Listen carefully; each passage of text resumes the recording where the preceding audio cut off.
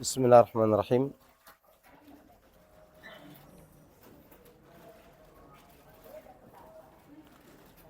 Assalamualaikum warahmatullahi wabarakatuh.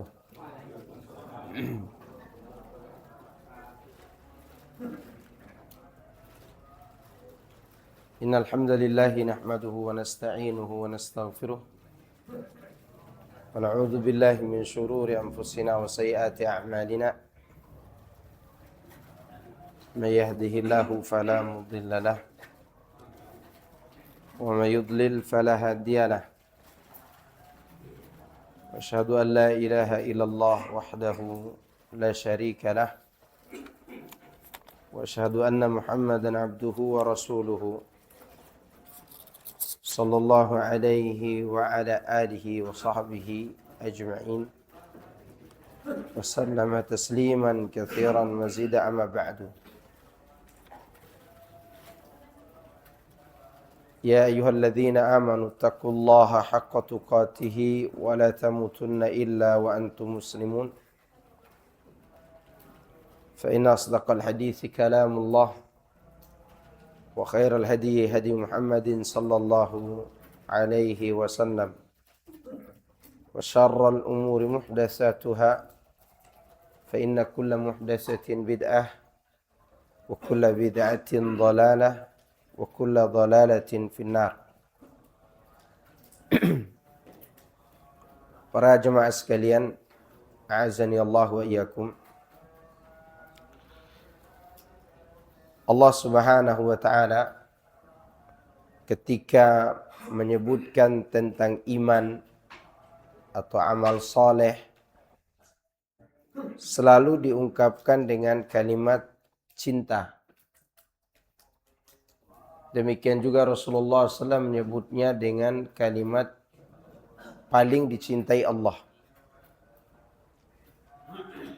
Itu menunjukkan bahwa menjalankan perintah adalah merupakan perkara yang sangat dicintai oleh Allah Subhanahu wa taala. Sebaliknya, meninggalkan larangan, Allah tidak mengatakan dia cinta kepada orang yang meninggalkan larangan, tapi dia langsung mengatakan dia tidak menyukai larangan itu. Pesan moralnya adalah orang yang menjalankan ketaatan untuk mencari ridha Allah, andaikan dia melakukan kesalahan, insya Allah kebaikannya itu bisa menghapus keburukannya. Karena menjalankan perintah adalah inti daripada kita diciptakan, sedangkan menjauhi larangan adalah penyempurna yang wajib agar yang inti tadi tidak rusak. Maka oleh karenanya, sekali lagi kebaikan-kebaikan itu bisa saja menghapus keburukan. Contoh, Rasulullah SAW pernah ditanya tentang amal yang paling dicintai Allah itu apa? Nabi mengatakan, ahabbul a'mali ilallahi as-salatu ala waqtiha. Amalan yang paling dicintai Allah adalah solat pada waktunya. Maka orang yang menjalankan solat tepat pada waktunya, kesalahan yang dilakukan oleh dia di antara solat itu dihapus oleh solatnya. Karena dia menjalankan sesuatu yang dicintai oleh Allah. Sehingga kesalahannya Allah maafkan. Maksud di sini dosa-dosa kecil yang dia lakukan. Coba Anda bayangkan, Anda punya bos yang memiliki kuda peliharaan. Anda bekerja di rumahnya. Semua yang dia miliki di rumah itu, yang paling dia sukai adalah kudanya. Dan pekerjaan Anda yang paling disukai oleh dia adalah mengurus kudanya. Pagi, siang, sore dikasih makan, bahkan dimandikan, dikasih obat. Lalu pada satu masa Anda tidak sengaja memecahkan gelas di rumah itu. Atau memecahkan kaca pintu atau jendela dengan tidak sengaja. Kira-kira bosnya marah enggak? Marah. Tapi amarahnya itu diredam oleh kepiawaian Anda dalam mengurus kudanya. Sehingga dia mikir-mikir mau ganti orang yang bisa mengurus apa yang dia sukai tadi. Maka dia akan memaafkan kesalahan Anda itu karena Anda melakukan perbuatan yang paling disukainya. Kenapa kita tidak pernah membayangkan bahwa Allah juga lebih memperlakukan hambanya daripada itu? Artinya Allah lebih pantas untuk melakukan hal itu kepada hamba tadi. Pertanyaan saya, siapa di antara antum tidak pernah berbuat salah dalam satu hari? Enggak ada satu orang pun di dunia ini yang tidak pernah berbuat salah dalam satu hari. Maka amal yang paling dicintai oleh Allah yang kita tegakkan yaitu sholat pada waktunya, itulah yang membersihkan kesalahan-kesalahan tadi. Oleh karena itu orang yang sholat maghrib di masjid, isya di masjid, terutama kaum laki-laki, insya Allah dengan itu Allah Subhanahu wa Ta'ala akan menghapus kesalahan-kesalahan yang terjadi antara solat-solat tersebut. Sebagaimana disebutkan oleh Nabi Sallallahu Alaihi Wasallam. Maka bersyukurlah karena Allah masih memberikan taufik kepada kita semua untuk melaksanakan ibadah kepada Allah Azza wa Jalla sesuai dengan waktu yang Dia tetapkan. Baik, pembahasan kita berikutnya dari kitab ini, Al-Iman bil Kutub, beriman kepada kitab-kitab Allah. Beriman kepada kitab-kitab Allah kita ringkas menjadi 4 poin. Sebagaimana disebutkan di sini, wal imanu bil kutubi yatadammanu arba'ata umurin. Beriman kepada kitab-kitab Allah meliputi 4 perkara atau mengandung 4 perkara. Yang pertama, beriman bahwa kitab-kitab tersebut diturunkan dari sisi Allah.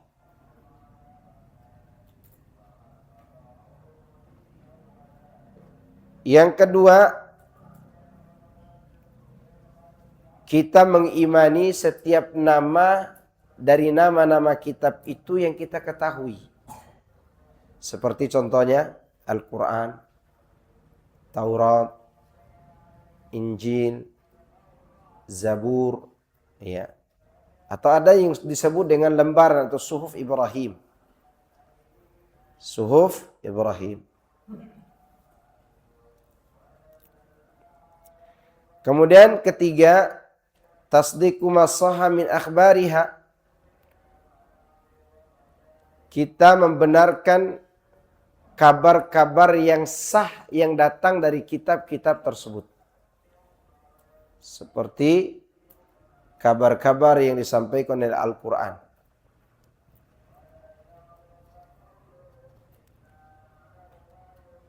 Dan kabar-kabar yang terdapat dalam kitab-kitab sebelumnya yang belum dirubah.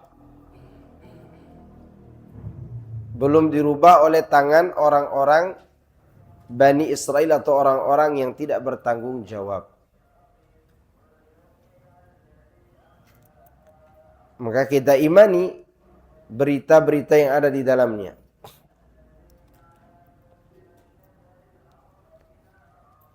Yang keempat, ini yang akan menentukan, yaitu mengamalkan hukum-hukum yang belum dihapus di dalam kitab-kitab tersebut. Dan kita ridho serta tunduk kepadanya. Ya, sama saja apakah kita tahu hikmahnya atau tidak tahu, maka kita wajib tunduk kepada apa yang diperintahkan oleh kitab-kitab itu.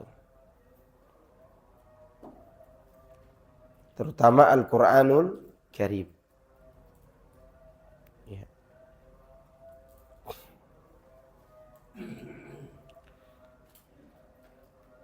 Wa jami'ul kutubis sabiqah mansukhatun bil Qur'anil azim. Dan semua kitab-kitab sebelumnya telah dihapus oleh Al-Quranul Karim atau direvisi oleh Al-Quran atau disempurnakan oleh Al-Quran. Sehingga kita tidak butuh lagi pada kitab-kitab yang lain selain Al-Quran. Maka kalau belajar agama Islam, jangan aneh-aneh. Yang dibaca itu adalah Al-Quran dan hadis Nabi Sallallahu Alaihi Wasallam. Oleh karenanya Allah katakan dalam suratul Maidah ayat 48, wa anzalna ilaikal kitaba bil haqqi musaddiqan lima baina yadayhi minal kitab wa muhaiminan lah. Dan kami telah menurunkan kepadamu kitab dengan sebenar-benarnya, dengan kebenaran, sebagai pembenar kitab yang sebelumnya, yang membenarkan kitab sebelumnya, dan juga sebagai hakim atasnya. Ya, hakim artinya yang menentukan benar dan tidaknya kitab sebelumnya adalah Al-Quran. Makanya ada cerita-cerita yang ingin disembunyikan oleh Yahudi yang persis dengan cerita dalam Al-Quran. Terdapat dalam Taurat. Kan mereka terkadang keceplosan kalau ngomong. Ya. Di antara contoh sifat Rasulullah SAW ada dalam Taurat. Contoh lagi ayat al-yauma akmaltu lakum dinakum yang mereka tunggu-tunggu dalam Taurat ternyata turun di dalam kitab Al-Quran. Itu dinanti-nanti loh oleh Yahudi itu, ayat itu. Tapi mereka juga tahu bahwa ayat ini akan turun pada agama yang disempurnakan dan menyempurnakan ajaran sebelumnya. Tentu Islam. Apalagi yang ditahu oleh Yahudi yang buat mereka tidak bisa mengelakkan lagi, yang buat mereka seharusnya beriman, yaitu mereka pernah mengirim pertanyaan melalui orang kafir Quraisy kepada Nabi Muhammad SAW sebelum Nabi berhijrah ke Madinah. Ada orang kafir Quraisy datang kepada mereka, orang Yahudi di Madinah, menanyakan pertanyaan apa yang akan kami ajukan kepada Muhammad agar dia terbukti nabi atau bukan nabi. Maka di antara pertanyaan yang diberitahukan oleh orang Yahudi itu, tanya kepada orang itu tentang pemuda-pemuda yang tertidur di dalam goa. Tanyakan juga tentang seorang pemuda yang berjalan dari timur bumi ke barat bumi. Tanya juga tentang ruh. Wah, orang kafir Quraisy itu gembira. Nggak mungkin Muhammad bisa jawab ini. Itu kata mereka. Karena tidak pernah ada cerita begitu di kota Mekah. Nggak ada yang menceritakannya. Tapi di Taurat ada. Cerita itu. Cerita Ashabul Kahfi dan Dzulqarnain. Maka orang-orang kafir Quraisy itu mendatangi Nabi SAW. Bagaimana menurut engkau tentang pemuda yang tertidur di dalam gua? Dijawab pakai ayat-ayat dalam surat Al-Kahfi. Tentang pemuda-pemuda yang tertidur itu. Kemudian ditanya tentang pemuda yang jalan dari timur bumi sampai barat bumi itu siapa? Dzulqarnain. Dibacakan surat Al-Kahfi juga. Begitu ditanya tentang apa itu ruh, dijawab dengan ayat di dalam surat Al-Isra persis seperti di Taurat. Di Taurat itu disebutkan ruh itu perkara Allah, tidak ada yang tahu. Wah, semakin jengkel orang kafir Quraisy. Dari mana dia tahu ini jawaban? Kan Nabi SAW selalu didampingi oleh mereka. Nabi tak pernah belajar kata apapun. Terbukti di Ka'bah tidak ada satupun syair Nabi yang ditempel. Qadarullah, syair yang di Ka'bah itu ditempel dari golongan Abu Jahal yang banyak. Sehingga tidak bisa mereka tuduh Muhammad ini belajar dari mana. Sallallahu alaihi wasallam. Seharusnya mereka beriman. Apa yang kurang dari mereka itu? Yaitu poin keempat tadi. Tidak mengamalkan hukum yang ditentukan oleh kitab-kitab tadi. Nah, kalau kita juga tidak mau tunduk mengamalkannya, apa beda kita dengan mereka? Iya enggak? Kadang kita ini mau mengamalkan kalau sesuai dengan selera kita. Benar enggak? Jangan riba ya. Aduh, kayaknya berat deh tinggalin riba. Maunya ayat riba itu rubah. Ya. Ayat-ayat berkaitan dengan orang yang diperangi oleh Allah, pemakan riba, mau dirubah oleh mereka. Atau mereka sendiri mentakwil dengan cara mereka. Supaya terbebas dari riba. Padahal tetap riba juga. Contoh, antum butuh motor. Oke. Butuh motor. A lah butuh motor. Si B punya uang. Afan, bukan butuh motor. A ini butuh uang. B ini punya uang. A kalau pinjam uang dari B 20 juta, B ini tidak mungkin memberi kecuali harus ada tambahan riba. Nah, kalau dibilang tambahan riba, ya nggak mau dong, kan riba. Diakal-akali oleh mereka berdua. Kalau gitu kata A, ana jual motor ana deh ke ente 20 juta secara cash. Kata siapa? Si A. Dibelilah oleh siapa ini? Si B. Ini sini. Ini uang 20 juta. Udah dikasih kan 20 juta? A bilang lagi kepada B, ana beli lagi ya motornya secara kredit dengan 25 juta bayar cicil. Dibalikin lagi motor ke A. Dengan transaksi baru, motor ini dibeli dengan cara kredit oleh siapa? Si A. Bayarnya berapa? Ada tambahan berapa tadi? Seakan-akan mereka jual beli motor. Padahal sebenarnya jual beli uang 20 juta tadi. Ini namanya riba yang disandiwarakan. Ini riba inah kata Nabi. Karena mereka mau melawan, tidak mau tunduk kepada hukum-hukum Al-Quran. Maka mereka itu sengsara, gelisah hidupnya. Gak ada tenang-tenangnya. Maka kalau ada, banyak maaf, saya tidak menyinggung tapi harus tersinggung. Kalau ada ustadz cari nafkah dengan ijazah yang dia beli dan dia tidak tenang, hati-hati. Sama aja dengan orang mencari celah tadi. Kan banyak sekarang nih beli ijazah. Anda tidak bicara tentang Pak Jokowi ya, jangan tuduh anak ke sana ya. Jangan. Anda bicara tentang real yang terjadi ini. Antum jangan pikirin Anda bicarain Pak Jokowi aja. Enggak. Wallahi enggak ke sana pembicaraan Anda. Ya. Enggak mungkin Anda bicarakan itu karena keyakinan Anda bukan untuk menghina pemerintah. Ya.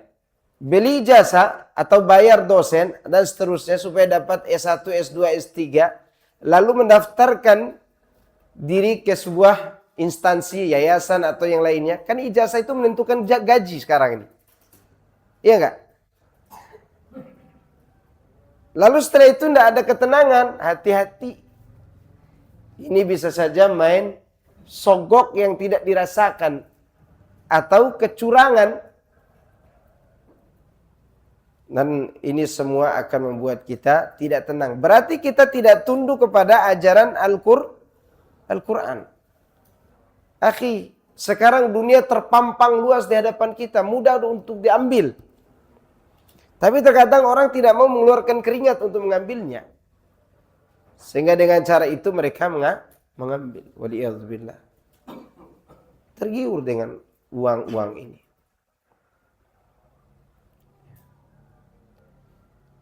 Kalau mereka mau jujur, mereka itu tidak tenang. Orang-orang yang tidak mengamalkan isi Al-Quran, terutama berkaitan dengan masalah uang. Karena pembahasan yang begitu detail dalam Al-Quran itu berkaitan dengan apa? Uang. Karena uang ini banyak menipu kita. Tidak bisa bicara, tapi dia menipu. Sebenarnya kita sendiri yang tertipu. Taib ini mengenai wajibnya kita tunduk kepada Al-Quran. Dan ridho. Harus ridho kita. Tidak boleh kita kesal terhadap hukum Al-Quran.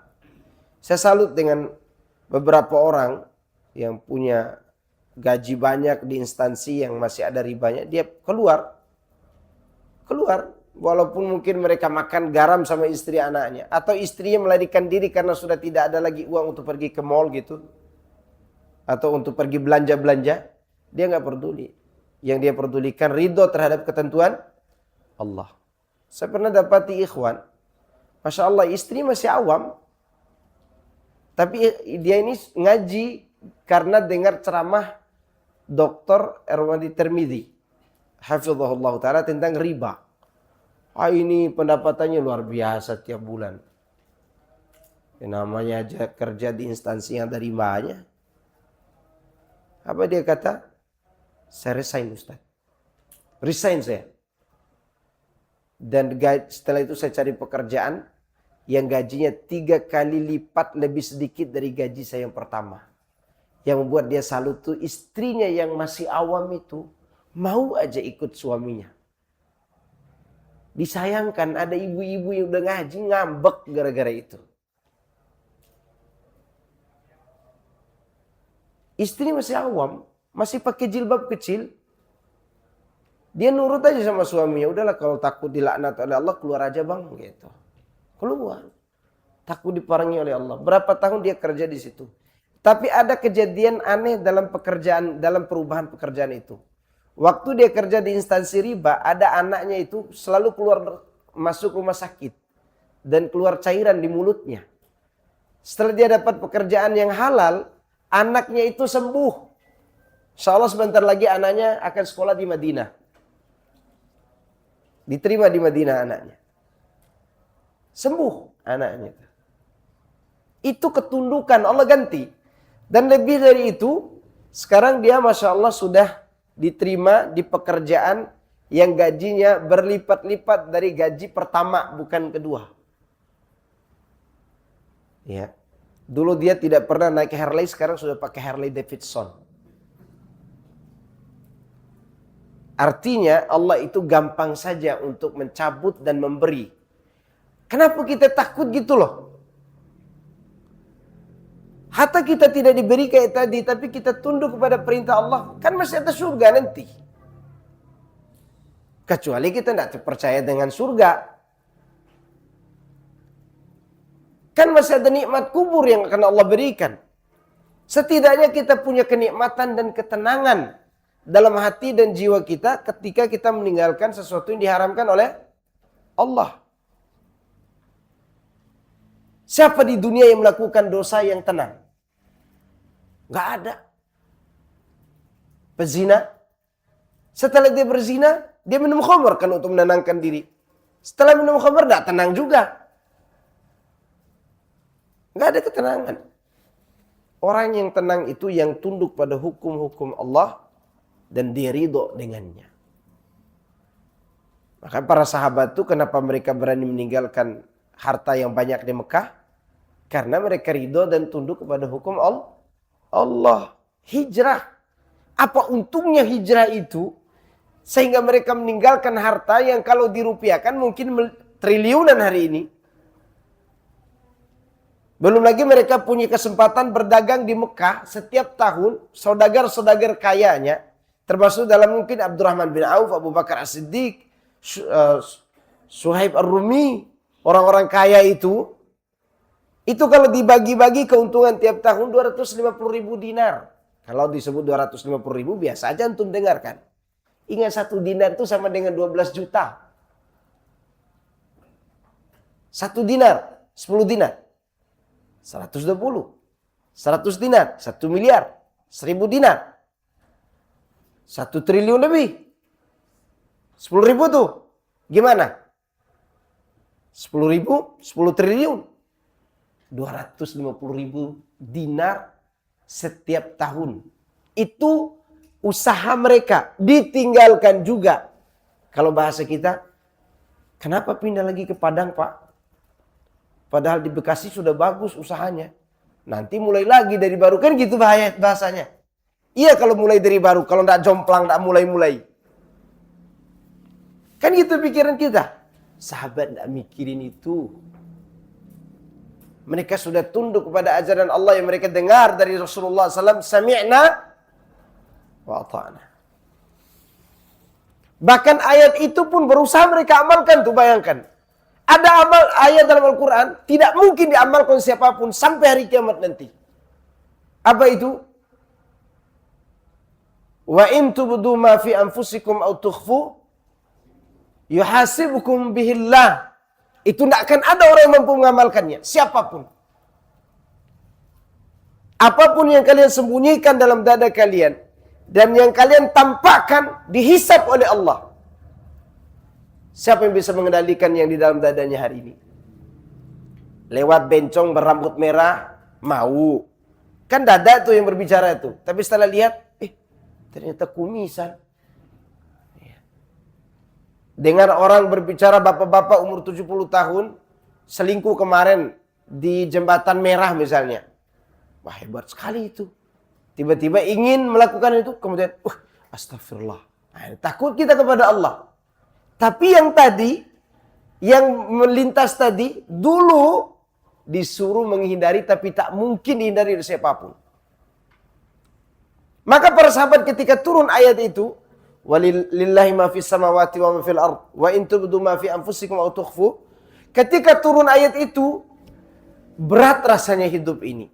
Gimana cara menghilangkan kata-kata yang terlintas dalam diri kita? Semua orang punya kata terlintas itu, namanya khatir.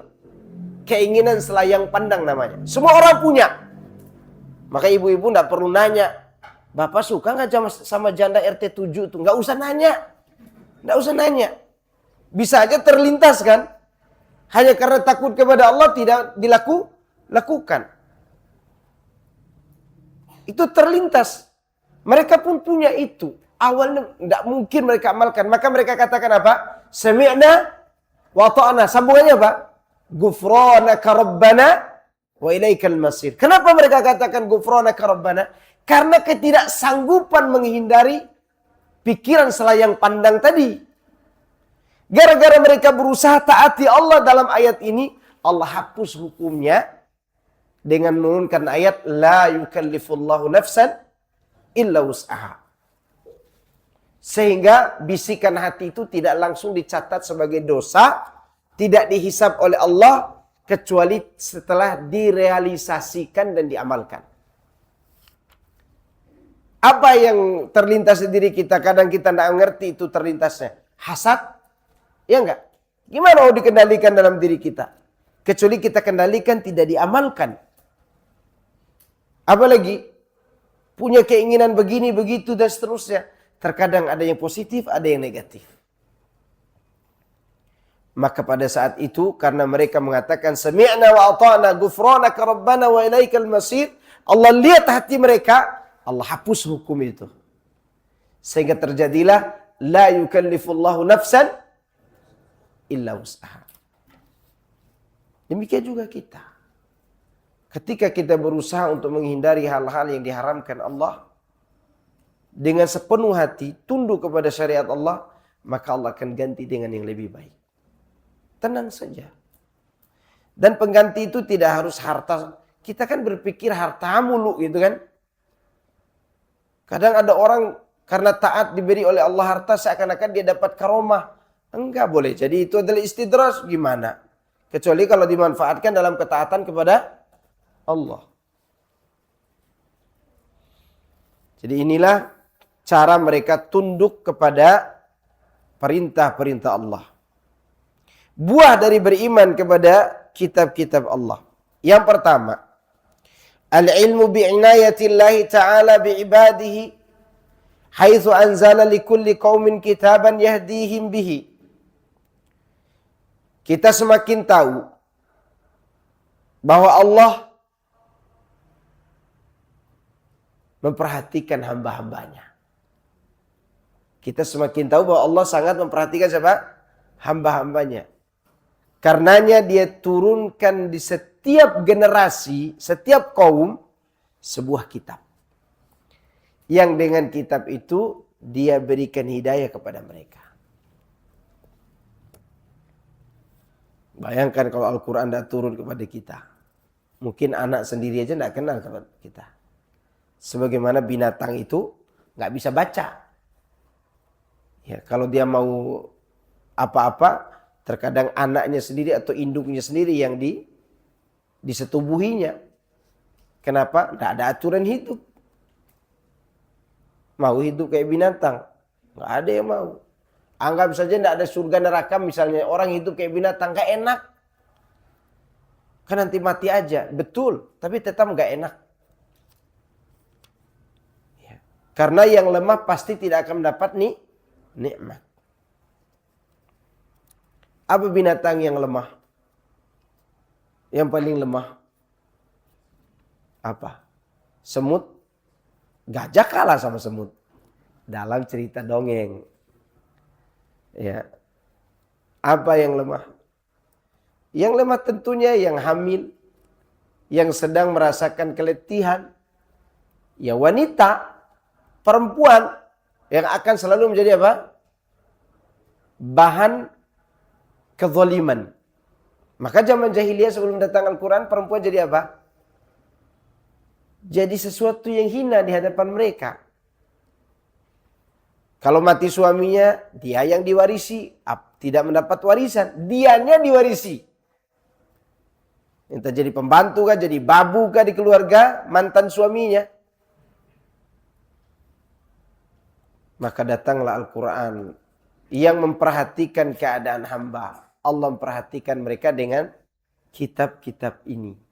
Dan kitab yang paling sempurna yang merupakan sebagai perhatian Allah kepada kita ya Al-Quran. Kedua, al-ilmu bihikmatillahi fi syar'ihi haitsu syarra'a likulli qaumin ma yunasibu ahwalahum. Allah Subhanahu wa taala, kita mengetahui hikmah Allah Subhanahu wa taala dalam pembuatan syariat. Di mana Allah membuat syariat yang sesuai dengan keadaan kaum pada setiap generasi tersebut. Ya kaum Nabi Musa, kaum Nabi Isa, ada syariatnya. Syariat yang dimaksud adalah tata cara pelaksanaan ibadah. Nama ibadahnya sama. Ada puasa, ada sholat, ada zakat. Tapi tata cara pelaksanaannya berbeda. Dulu puasanya umat sebelum kita, kalau sudah berbuka di waktu maghrib, kemudian tidur di waktu isya, nanti sebelum subuh sudah tidak boleh makan sahur. Kenapa? Karena sudah dimulai puasa dengan tidur. Jadi mereka mulai puasa itu bukan dengan makan sahur, tapi dengan tidur malam. Seandainya mereka tidur jam 3, dari maghrib sampai jam 3 masih boleh makan. Masalahnya mereka tidur ba'da isya misalnya. Begitu bangun jam 2 malam udah tidak boleh makan lagi. Sampai kapan? Sampai maghrib besok. Coba antum disuruh puasa begitu. Iya. Setiap hari dirobek-robek kain hordengnya. Kapan maghrib? Kapan maghrib gitu. Karena lama. Maka tata cara puasa kita ada sahurnya, ada berbukanya. Sholat. Ada di antara mereka yang sholatnya sebelum matahari terbenam dan sebelum matahari terbit. Dan itu adalah tata cara. Itu disebut dengan syariat. Dan yang menjelaskan syariat itu adalah kitab-kitab tadi. Ini di antara buah dari beriman kepada kitab-kitab Allah.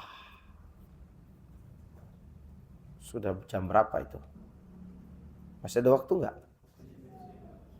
Oke, beriman kepada para rasul. Ar-rusul, perhatikan ya. Ar-rusul jamak dari rasul. Kadang disebut mursalun, yang diutus. Ar-rusul adalah utusan-utusan. Dari kata majmu'nya ini, bahasa Arab, dia disebut dengan jam'u taksir. Jamak apa? Taksir. Jamak yang tidak beraturan. Baris-barisnya tidak sesuai dengan kata tunggalnya. Kan kata tunggalnya rasulun. Rasulun. Ada ra, ada sin yang dikasih dhammah, ada waw. Rasulun. Ketika dijamak jadi rusul. Ra jadi ru, ya kan? Kemudian hilang wawunya. Ini namanya jam'u taksir. Kalau lawannya adalah jam'u salim. Jamak yang selamat, baris-barisnya persis seperti kata tunggalnya. Kalau mau diselamatkan, rasuluna. Gitu. Rasuluna. Lu-nya dipanjangkan lagi. Tapi itu tidak mungkin. Apa pesan moral di balik jam'u taksir dan jam'u salim? Sehingga butuh dijelaskan. Ini gaya bahasa ya. Yang menunjukkan bahwa Rasul itu banyak. Lebih dari 10. Itu maksudnya. Karena kalau sebut jamak salim boleh jadi lebih dari 10. Boleh juga tidak lebih dari 10. Ada kemungkinan. Tapi kalau dijamak dengan cara jam'u taksir begini. Jamak yang tidak beraturan tadi. Maka terlintaslah di pikiran kita bahwa Rasul itu banyak sekali. Gitu. Ada yang kita tahu, ada yang kita tidak tahu. Inilah para rasul. Wal muradu huna, yang dimaksud dengan rasul di sini, man uhiya ilaihi minal bashar bi syar'in wa amri bi tablighihi. Yang dimaksud dengan rasul adalah orang yang mendapat wahyu dari kalangan manusia. Minal bashar. Karena ada rasul dari kalangan malaikat. Berarti yang kita bahas ini rasul dari kalangan manusia. Yang mendapat wahyu. Karena ada juga rasul yang tidak mendapat wahyu dari Allah. Seperti misalnya Ana mengutus antum ke sebuah tempat. Nih bawa surat ya. Antum itu disebut rasul Ana. Utusan saya. Bukan utusan Tuhan. Kenapa? Karena tidak dapat wahyu. Ya. Nah, yang dimaksud di sini adalah rasul yang mendapatkan wahyu dari sisi Allah Subhanahu wa taala. Dari kalangan manusia.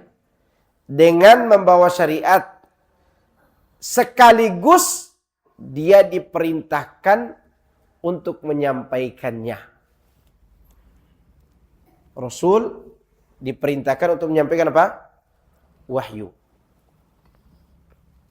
Kalau Ana mau mengerucut sedikit pembahasan ini, maka akan terjawab pertanyaan bagaimana hukumnya menerima upah dari mengajar.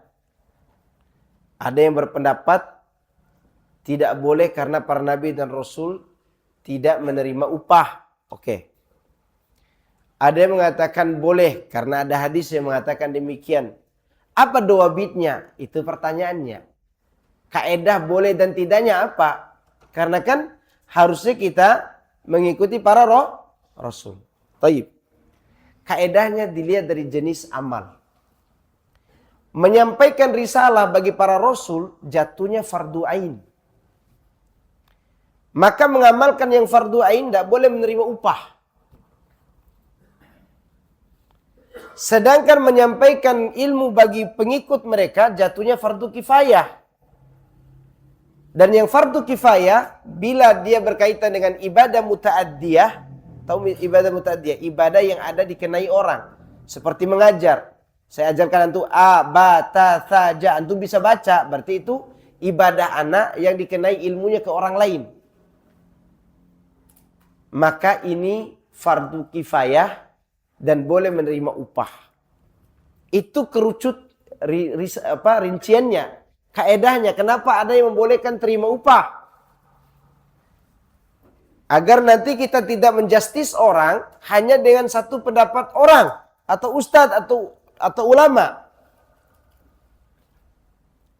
Jadi di sini berkaitan dengan, perhatikan, para nabi dan rasul menyampaikan risalah fardu ain apa kifayah? Fardu ain. Anda mengajarkan antum Quran di sini kifayah atau fardu ain? Kenapa kifayah? Karena ada orang lain juga yang tahu melebihi pengetahuan saya. Karena statusnya tidak fardu ain, maka sebagian ulama mengatakan bolehnya diadakan transaksi antara seorang mudarris dengan muridnya. Walaupun yang terbaik pilihannya yang ketiga. Tidak ada transaksi jual beli jasa. Aku akan mengajar ke antum Al-Quran bila antum membayar saya sekian. Itu transaksi namanya. Kalau mau selamat, yaitu jangan adakan transaksi, tapi menerima apapun diberikan oleh orang yang diajarkan. Faham sini? Nah, supaya kita tidak begitu terlalu berani menjustis orang dengan apa yang kita tahu. Karena para ulama juga berbicara tentang itu. Bukan hanya ustadz di Indonesia yang berbicara tentang itu. Maka dawabit itu penting. Dawabit itu mengeluarkan sebuah hukum dari hukum asal kepada hukum yang berbeda. Nah, kerucutnya tadi.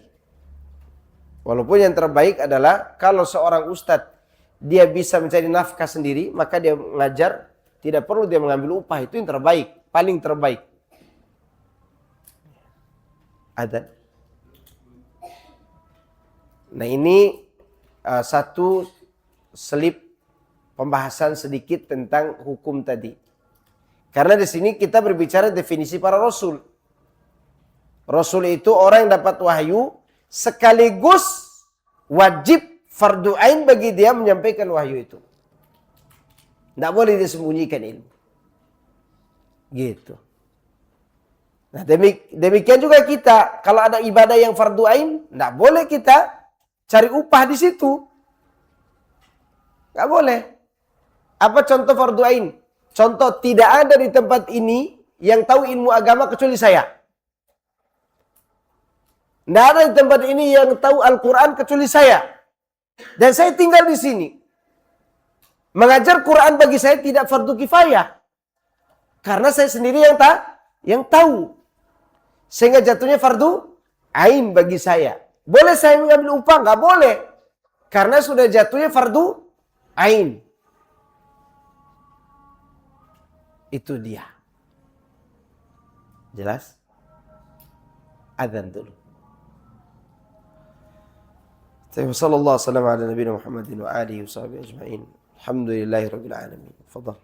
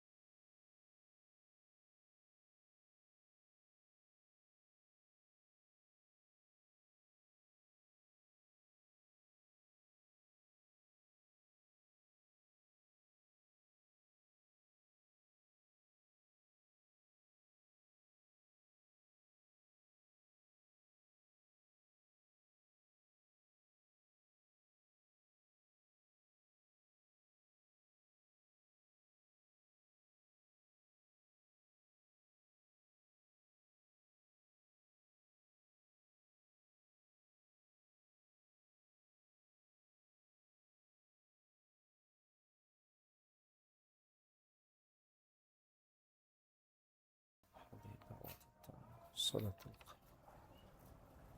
Muhammad Allahumma salli ala kama sallaita ala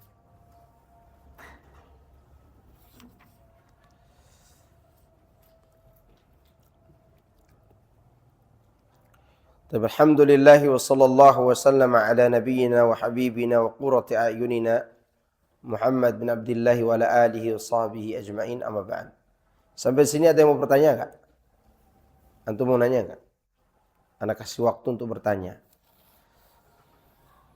Silahkan. Ibu-ibu ada yang mau bertanya di belakang? Atau anak yang nanya? Boleh anak yang nanya enggak? Apa di antara buah dari beriman kepada kitab-kitab Allah? Tadi disebutkan berapa? Minimal 2. Apa?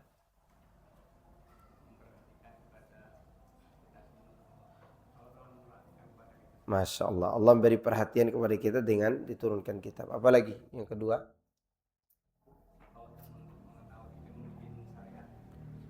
Membikin syariat sesuai dengan keadaan setiap kaum. Ya, Allah menurunkan kitab yang sesuai dengan keadaan setiap kaum. Kemudian apa saja yang berkaitan dengan keimanan kepada kitab? Tadi disebutkan ada 4 kalau salah. Yang pertama apa? Oke, mengimani bahwa kitab itu diturunkan dari sisi Allah. Yang kedua,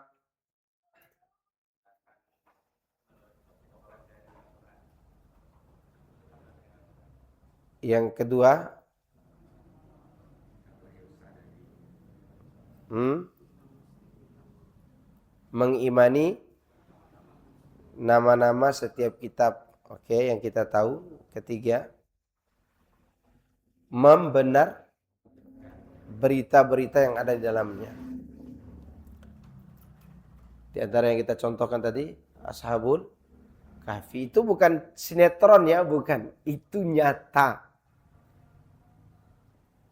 Nyata, bukan dibuat-buat. Karena kitab-kitab sebelumnya pernah menceritakannya juga. Yang keberapa? Keempat, tunduk mengamalkannya. Ya, di antara yang tidak sanggup diamalkan oleh orang Islam sekarang ini apa? Salat. Nah, kalau ada yang bertanya, aliran orang Islam yang paling banyak jumlahnya di Indonesia ini yang mana? Aliran yang tidak sholat. Ya enggak? Tapi dia tidak terbentuk mana ketuanya. Tapi mereka tidak sholat. Islam KTP lah gitu. Itu mereka tidak tunduk kepada Al-Quran. Boleh.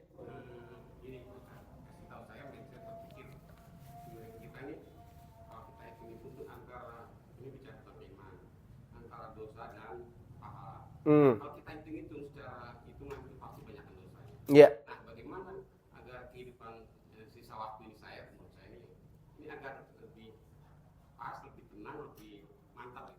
Baik, barakallahu fikum. Tadi sudah saya contohkan. Terkadang, bahkan bukan terkadang, kebanyakan amal kebaikan yang kita lakukan setelah itu akan menghapus keburukan kita sebelumnya. Sebagaimana disebutkan dalam hadis Nabi SAW, wa atbi'is sayyi'atal hasanata tamhuha. Segera ikutkan perbuatan burukmu dengan kebaikan-kebaikan sehingga dia menghapusnya. Kemudian yang paling penting perbanyak taubat. Perbanyak taubat kepada Allah. Dan kapan Allah hilangkan ini? Nanti di hari kiamat. Karena dosa kita itu pasti dipaparkan dulu di hadapan kita. Bayangkan malunya kita itu. 20 tahun yang lalu kita tidak pernah sholat. Ditinggalkan sholat, sudah begitu mabok lagi. Udah mabok topi miring kali. Sudah topi miring, pakai peci maboknya. Ya.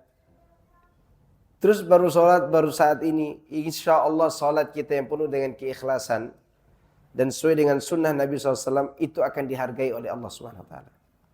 Asal perhatikan 3 hal, kata Ibnu Qayyim, ketika kita mendekatkan diri kepada Allah. Pertama, ittiba'us sunnah. Kedua, merindukan Allah. Ketiga, rindu Allah di sini, rindu ingin bertemu dengannya. Yang ketiga, mencari ridhonya. Insya Allah kita akan istiqomah di dalam menjalankan ketaatan. Dan di balik itu semua, ada ampunan yang Allah siapkan. Insya Allah ta'ala. Makanya Al-Hasan Al-Basri mengartikan inna lillahi wa inna ilaihi raji'un. Apa kata beliau? Mintakan ampun untuk amal dosamu yang telah berlalu dan perbaiki amalmu di sisa usiamu ini. Itu orang yang paham tentang inna lillahi wa inna ilaihi raji'un. Jelas? Iya. Dan yang merasakan hal itu bukan hanya yang sudah lama tidak beribadah. Bahkan orang-orang yang beribadah sejak dia berumur kecil pun, kalau dia bertakwa kepada Allah, dia pasti merasa sedikit beramal. Bahkan Nabi menyebutkan dalam riwayat Imam Ahmad, kalau ada orang nih, ya, sejak dia dilahirkan ibunya sampai umur haram itu umur 80-an tahun, dia sudah bisa ibadah dan taat kepada Allah dari bayi sampai umur 80 tahun. Tidak berbuat dosa. Dia taat kepada Allah. Enggak ada kesalahan-kesalahan yang dia lakukan. Mati. Dan dihadapkan kepada surga yang Allah siapkan untuknya. Maka dia tidak pernah mengingat bahwa dia telah berbuat baik. Bayangkan. Gimana dengan kita yang dibarengi dengan dosa? Yang taat dari kecil sampai dia tua. Dan kemudian istiqomah sampai mati. Ketika berhadapan dengan balasan, dia mengatakan tidak pernah berbuat baik. Dan dia pasti masuk surga. Maka oleh karenanya ketika kita dihadapkan dengan pengadilan Allah, dan dosa semua di satu timbangan itu, ditanya oleh Allah, ada nggak kebaikan? Nggak ada. Oh, dosa sebanyak itu gimana kita ingat kebaikan? Ya. Coba Bapak dulu pernah sapu di kelas, bersihin WC. Ditangkap sama guru BP, loncat di tembok sekolah. 7 kali lagi loncatnya. Nih catatan ente 7 kali loncat. Ada kebaikan ente? Nggak ada. Kenapa? Karena sudah disiapkan sapu untuk mukul kepala kita. Tapi kata guru BP, waktu itu ada CCTV. Ente keluar pagar nolong nenek-nenek. Maka itu yang membuat ente diselamatkan. Kira-kira gembira nggak? Bagaimana kalau Allah memperlakukan kita begitu di hari kiamat? Makanya orang yang tegang, yang hampir saja dilempar ke neraka itu ketika terima kitab dengan tangan kanannya, apa dia katakan? Haumuqra'u kitabiyah, silakan kalian baca ini kitabku. Padahal baru saja dia tegang dengan dosanya. Kata Abu Hurairah, setelah Allah katakan aku tutup dosamu, ku ampuni engkau hari ini, dia disuruh baca lagi dosanya tadi udah nggak ada. Yang tersisa semua kebaikan-kebaikan. Dan yang paling banyak adalah istighfar dan taubatnya. Makanya yang dicintai oleh Allah itu ahli ibadah yang selalu merasa diri berdosa. Yang selalu kurang amalnya. Dan itu antum lihat di surat Al-Mu'minun ayat 57 dan ayat 60. Dua-duanya berbicara tentang takut. Yang satu takut berbuat dosa, yang satu takut amalnya ditolak. Merasa sedikit beramal. Semoga Allah ampuni kita semuanya. Nah, berarti ada 2 nih Ustadz nih. Yang itu dulu. Silakan. Waalaikumsalam warahmatullahi wabarakatuh.